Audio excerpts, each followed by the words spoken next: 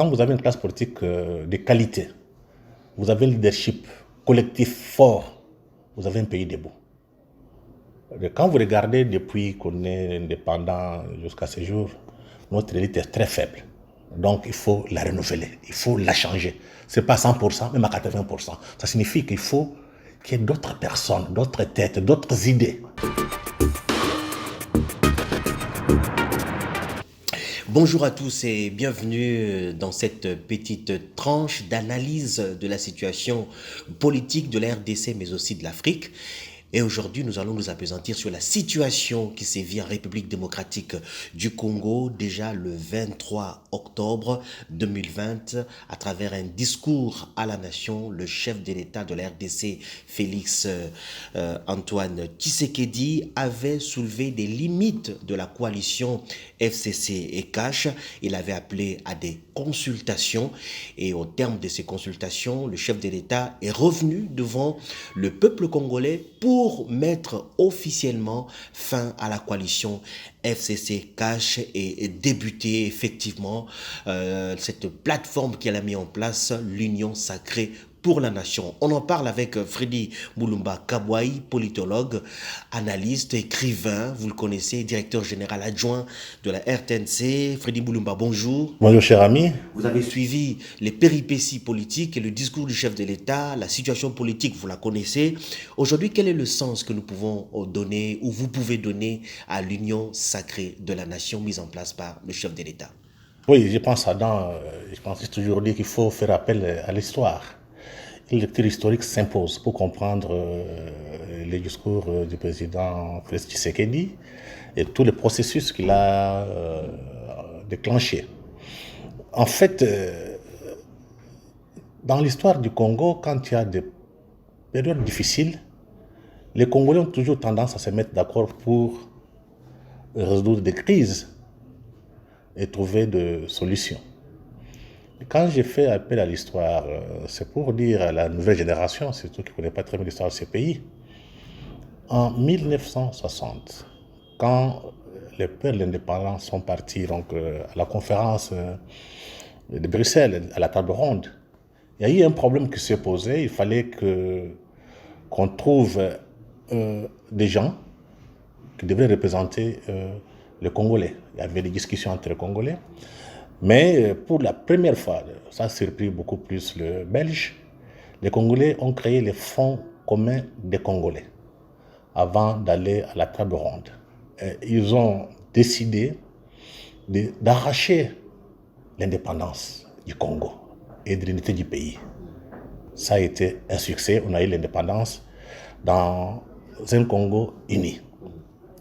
Deuxième élément historique, c'est avec la conférence nationale souveraine en 1991. Il y a eu encore des problèmes. Le régime de Mobutu ne voulait pas, faisait des manœuvres pour brouiller les cartes, pour que la conférence nationale souveraine n'ait pas lieu. Et l'opposition, dans les temps, les partis politiques de l'opposition sont mis ensemble pour créer l'Union sacrée de l'opposition. Cette union sacrée avait un objectif, arracher la conférence nationale véritablement souveraine. Ça a été fait. Donc, quand je prends les deux, je compare avec l'union sacrée de la nation initiée par le chef de l'État, Félix Antoine Tshisekedi. Il y a des éléments de ressemblance et des éléments de différence. D'abord, au niveau des ressemblances, c'est voir que les gens se mettent d'accord pas pour aller chercher des postes, c'est pour un objectif bien donné, bien défini. En 60, l'indépendance du Congo qu'on a arrachée. En 1991, la conférence nationale souveraine, véritablement souveraine. Cette fois-ci, c'est ça la différence qui apparaît. Ici, c'est le chef de l'État qui est au pouvoir, qui initie les consultations pour arriver à l'union sacrée de la nation. Mais pendant les deux premiers éléments historiques, donc la conférence souveraine et la table ronde, C'était, je dirais, un peu l'opposition qui réclamait en face d'un pouvoir en place. Mais ici, c'est le président Tshisekedi qui a initié et qui a la décision. Donc c'est une autre donne qui entre un peu dans les jeux politiques congolais. Et cette union sacrée de la nation a un objectif très clair. C'est refonder l'action gouvernementale pour le bien de la société congolaise. C'est ça l'objectif de consultation. On ne va pas faire les consultations pour chercher des postes politiques. Parce qu'il faut dire que dans les habitudes ici, les gens sont habitués depuis la conférence souveraine jusqu'à ce jour. On va dans des consultations, dans des négociations, dans des dialogues pour chercher des postes politiques. Ici, la chose est différente. Le président Tshisekedi a pris cette décision parce que la nation était en danger, il fallait les sauver. Oui, Freddy Moulumba, mais c'est la même classe politique qui aujourd'hui, qui hier était avec Joseph Kabila, on dirait même avec Mouzé, avec le président Mobutu, qui aujourd'hui se retrouve avec Félix Tshisekedi. C'est la même classe politique. Peut-on aboutir à des changements, peut-on aboutir à des innovations avec des personnes qui ont servi leurs propres intérêts dans des régimes différents? Oui, je pense qu'il faut aller savoir pourquoi le président Tshisekedi l'a fait. Il a dit d'abord que la coalition ne marchait pas. Il fallait arriver à mettre fin, il a mis fin à la coalition. Il a créé l'union sacrée de l'opposition, pardon, de la nation avec un objectif très clair. Il a donné quelques points importants sur lesquels on va discuter. On a discuté sur ce point-là. On n'a pas allé, donc les Congolais ne sont pas partis, ne sont pas considérés par le président Tshisekedi pour se partager le poste. C'est pour comment faire pour que notre nation soit stable, comment faire pour que notre peuple soit libre et indépendant, que le Congo retrouve sa place. En fait, il ne faut pas ignorer ceci. Parce que le chef de l'État, l'année prochaine, sera le président de l'Union africaine pour une année. Comment voulez-vous qu'il aille à la présidence de l'Union africaine avec un gouvernement qui entre en contradiction, qui a des crises chaque jour? Donc ça va les fragiliser. Donc il était normal qu'avant d'aller à l'Union africaine, qu'il mette un peu de l'ordre dans sa maison. Ce qui est normal, vous ne pouvez pas aller ailleurs et laisser ta maison en train de brûler. Ça, c'est le premier élément quand il entre à l'Union africaine. Mais le deuxième élément que peut-être beaucoup de Congolais ignorent. Nous sommes un enjeu mondial aujourd'hui. Les Congolais discutent pour aller chercher à manger chez des petits postes. Nous sommes un enjeu.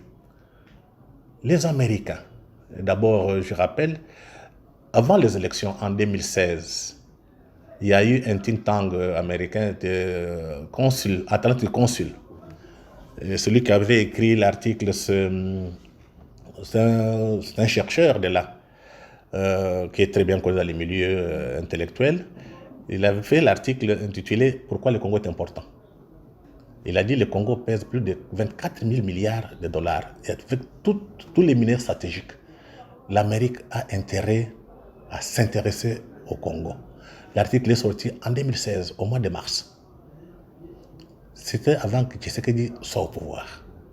Donc dans cet article, on demandait aux Américains de s'intéresser au Congo. Et après les élections, il y a un mois, un chercheur aussi de Atlantic Consul a publié un article dans Foreign Policy, qui est un magazine américain. Donc c'est moi. Et dans cet article, il dit ceci. La prochaine politique étrangère américaine, donc africaine, on pourrait les baser sur 6 États. Le Maroc, le Nigeria, la RDC, notre pays, quel pays encore? L'Égypte, le Kenya et l'Afrique du Sud.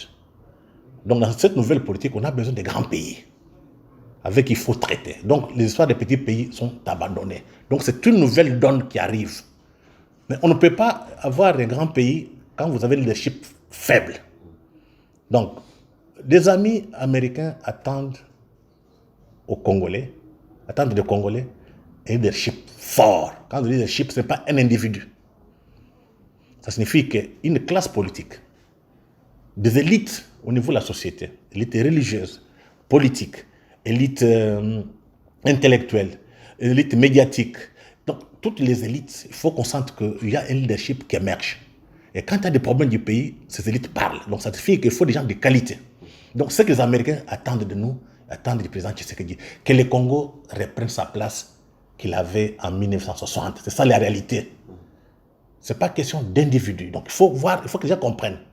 Nous sommes au cœur des enjeux actuellement. Les Américains ont fait un choix sur le Congo. Il faut prendre ça comme une donne. Maintenant, c'est à nous de savoir qu'est-ce qu'il faut faire pour définir d'abord nos intérêts et savoir les défendre. Et ça donne aussi l'occasion. Vous savez, nous sommes menacés par la balkanisation. Donc c'est une chance pour nous que cette fois-ci, le Congo, à travers l'Union africaine, avec le président Tshisekedi, va porter nos problèmes. Mais c'est une chance exceptionnelle.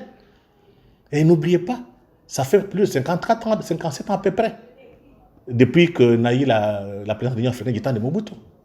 Donc le Congo revient. Donc on a besoin d'un Congo fort et puissant. Et pour que ces gens nous respectent, il faut que le leadership congolais, incarné par Tshisekedi, le président Tshisekedi, incarné par d'autres élites, parce qu'il ne faut pas se voir un individu, avec un nouveau discours, avec de nouvelles idées, avec de nouvelles ambitions, puisse s'imposer. Parce que ceux qui viendront travailler, parce qu'on a tenté avec des petits pays comme l'Ouganda, le Rwanda, ça crée des troubles. On passait les faire comme des pays pivots, ça n'a pas marché. Maintenant, le Congo revient. C'est la passe internationale, il faut que le Congo récupère sa place avec des élites, avec un leadership fort. Pour terminer, on doit tirer des leçons de l'histoire, parce que l'histoire nous enseigne beaucoup de choses. Vous avez parlé notamment de tout ce qui s'est passé dans les années 60. Quelles sont les leçons qu'il faut tirer? Parce qu'il y a eu des conciliabules, il y a eu des concertations, il y a eu des consultations, mais le Congo n'est toujours pas sorti de l'auberge. Quelles leçons tirer? Bon, moi, je pense que la première leçon à tirer, c'est au niveau de la classe politique qu'il faut changer. Parce que quand vous avez une classe politique de qualité, vous avez un leadership collectif fort, vous avez un pays debout. Et quand vous regardez depuis qu'on est indépendant jusqu'à ce jour, notre élite est très faible. Donc il faut la renouveler, il faut la changer. Ce n'est pas 100%, même à 80%. Ça signifie qu'il faut qu'il y ait d'autres personnes, d'autres têtes, d'autres idées. Que demain, si le président Tshisekedi va prendre l'Union africaine, le Congo retrouve sa place, c'est avec des hommes forts. On ne peut pas avoir de succès avec des médiocres. Donc, c'est le président Tshisekedi qui a aujourd'hui le destin du pays dans ses mains. Donc, au lieu de passer le temps à combattre, il faut l'aider à avoir des idées très claires pour qu'il oriente son action. Parce que si aujourd'hui le président Tshisekedi réussit, c'est le Congo qui réussit. C'est l'Afrique qui réussit. Mais les gens qui passent tout le temps à travailler contre, ils perdent leur temps. Il faut lire les signes des temps. Il faut tirer les leçons de l'histoire. Il faut se mettre du bon côté de l'histoire. Merci beaucoup, Freddy Mulumba, pour cette analyse sur la situation actuelle que vit la République démocratique du Congo. Nous vous disons merci, au revoir et à la prochaine.